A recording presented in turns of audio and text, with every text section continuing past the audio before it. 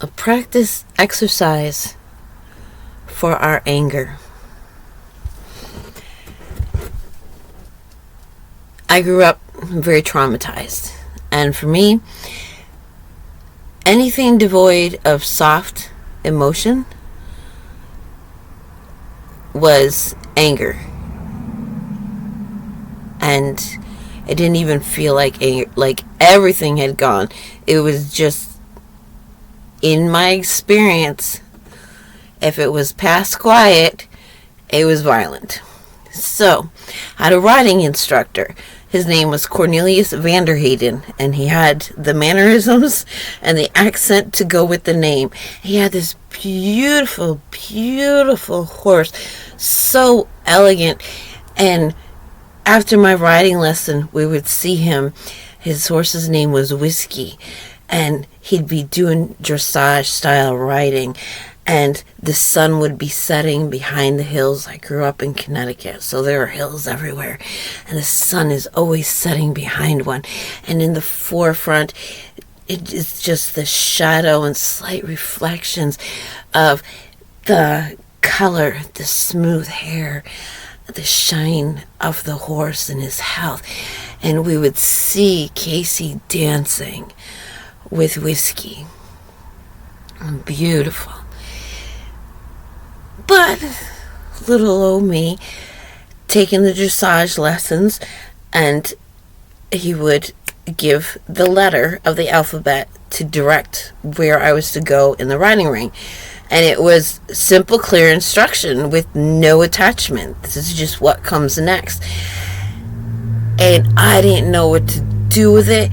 It terrified me because there was no direction, wrong, right, what's going to come, and I would cry. The tears would be coming down as I followed his instructions.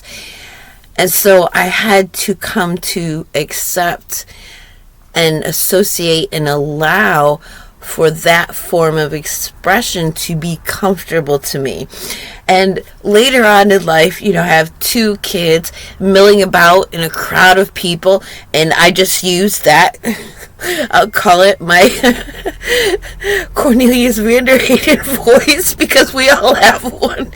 But it was just the confidence, the clarity, the direction, the assuredness, and I would just holler my kids' names, and they'd look, unintimidated, and every man in the crowd would freeze, like, oh my God. And so I just wave my kids over, and everybody just go milling about their business.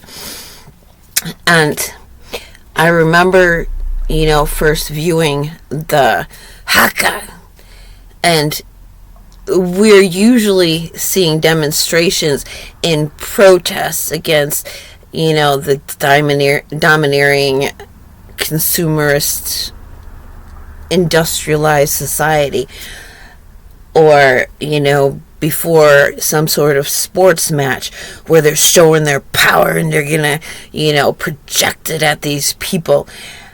It was used in a time of war and things.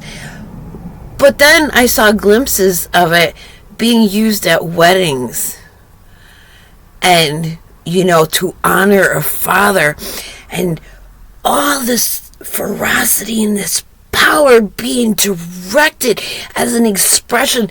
This is the power, this is the ferocity of my love for you.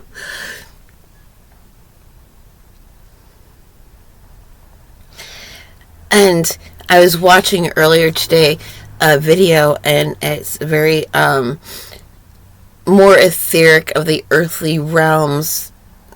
Some people might put it like in the medieval times, with the elven realms, and we associate that very much with like the Lord of the Rings and trauma and drama. And so it's hard to imagine. This was a wedding. This was joy. And I only had experienced joy, like, ooh, heavenly joy, high-pitched things. Well, our lower selves, our subconscious, it can experience and express joy too in a grounded way. So we have roots that are throbbing, absorbing, delighting, and being nourished with the nutrients. And then we have the branches waving upon the breeze, sparkling, reflecting the sun shining, just magic. And the two are compatible. Just as the passion and ferocity is compatible with love, So I thought that is a potentially, if somebody is open to it, productive exercise. If we are only bringing out our need to when we're thinking about bad people doing bad things, bad owns our ferocity, the ferocity of our love, the passion and the power of our love. This is my love. And I'm hearing this as I speak. So, we are born of love. And when we become conscious, we wake up in the morning, when we go off to sleep, and it's the expectation. There's love out there. It's got to exist. And so we perpetually hope the next door that opens, the next voice that we hear, the next sensation we feel is an expression of that love. And instead we get a sound that hurts, and we get angry because we want this. There is love here for you. But we don't say that because we cannot. It's bad to associate love with those things. And those are not loving things to do. That's not the point. And then we meet the next person and they're really mean to us. And we're hoping this was another friend that, this is somebody from the past who isn't wanting to hurt us anymore. And their wanting to hurt us comes from their being hurt, and they're wanting to pass it off. Get this? Because there is love here. There is love here. There's love to be shared. And then you open the door, and there, it's cold and it's wet outside. The earth, there's love for you here. There's love for you here. Why are you falling on me? Why are you making me cold when I don't have the money to heat my home? And so we can turn that. We can bring that power. We can bring that ferocity in, and we can own it, and we can claim it for love. And not like you see the people on the stage and they use it to rope people's energy in, the preachers and stuff like that. Give me an amen. They're using their power to draw yours. So no, we want to use it in a healthy way because it exists.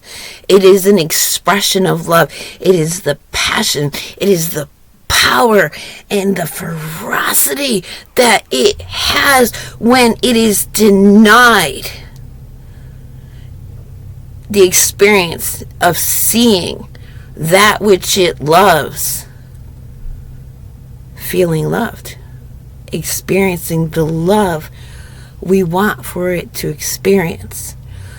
And so I thought it'd be really cool if, instead of bombs going off and throwing things on the ground because we're mad and,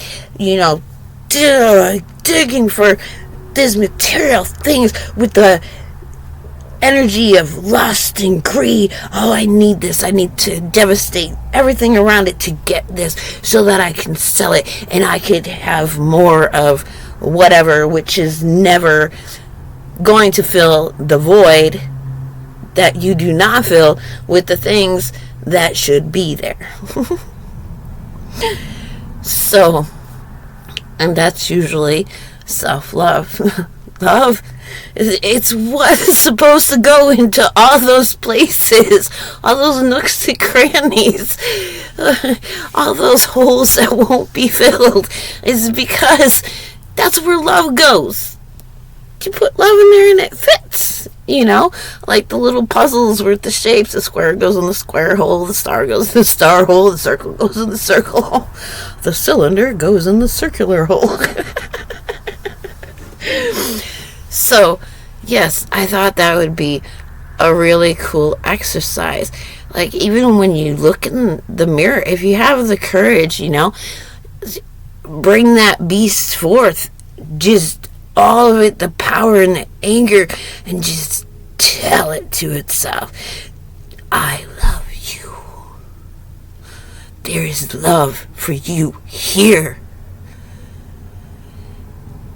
And just the expression.